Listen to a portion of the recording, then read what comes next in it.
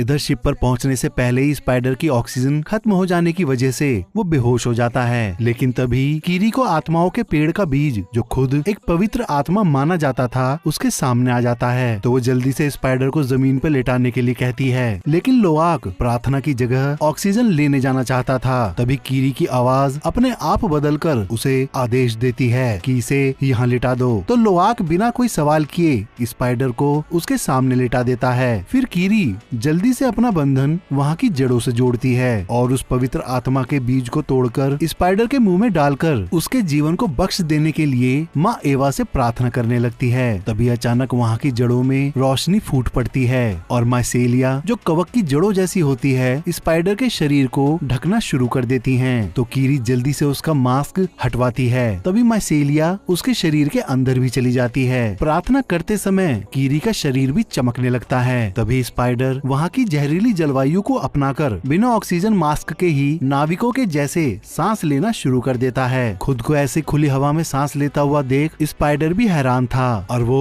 खुशी से झूम उठता है। लेकिन तभी राख कबीले वाले उन बच्चों को पकड़ लेते हैं। इतने में जैक और कर्नल भी वहाँ पहुंचकर देखते हैं कि स्पाइडर बिना ऑक्सीजन मास्क के खुली हवा में सांस ले रहा था और खुद वरंग भी इस बात से बड़े अचंभे में थी। फिर वो वहीं पड़ी बंदूक को उठाकर लोआक से उसे चलाने के बारे में पूछती है। लेकिन जब वो उसे बताता है कि गोलियां ना होने की वजह से वो चल नहीं सकती, तो वरंग गुस्से में सबसे छोटी बेटी को मारने का आदेश दे देती है। अब वो जैसे ही उसे मारने के लिए हथियार उठाते हैं, तभी जैक उन पर हमला कर देता है और कर्नल वरंग को पकड़ लेता है। लेकिन वरंग अपने कुरु से कर्नल के कुरु को जोड़कर उसे ही अपने काबू में करके उससे ही बंदूक चलाना जैसे ही सीख लेती है, तभी वो कर्नल के साथ उन सभी को बांधकर उनकी बलि देने की तैयारी में लग जाती है। तो कीरी चुपचाप अपने कुरु को वहाँ की जड़ों से जोड़कर वहाँ मौजूद जहरीले तीर वाले पौधों की मदद से उन पर निगरानी रखे हुए राख कबीले के लोगों को मारकर सबके साथ वहाँ से निकल भागती है। तो वरंग उनको ढूंढने के लिए धरती और आकाश एक कर देती है। दूसरी तरफ नितेरी का इकरान उसको हाई कैंप ले आता है। वहाँ डॉक्टर उसकी सर्जरी करके उसका तीर निकाल देते हैं। होश में आने पर नितेरी उन्हें और अपनी माँ मुआत को बताती है कि उसके बच्चे मुश्किल में हैं। तभी कैंप में मौजूद डॉक्टर नोम अपने लोगों के साथ अपने अवतार में आकर उन्हें ढूंढने के लिए निकल जाता है। दूसरी तरफ कर्नल, जैक और उसका परिवार किनारे पर आकर थके होने की वजह से सो जाता है। फिर सुबह होते ही जैसे जैक कुछ एक्रान को अपनी तरफ आते हुए देखता है, तो वो उन्हें वरंग समझकर भागने लगता है। लेकिन असल में वो हाई कैंप से आए डॉक्टर नोम्स और नितेरी होते हैं। उन्हें देख के कर्नल चुपचाप वहाँ से निकल जाता है।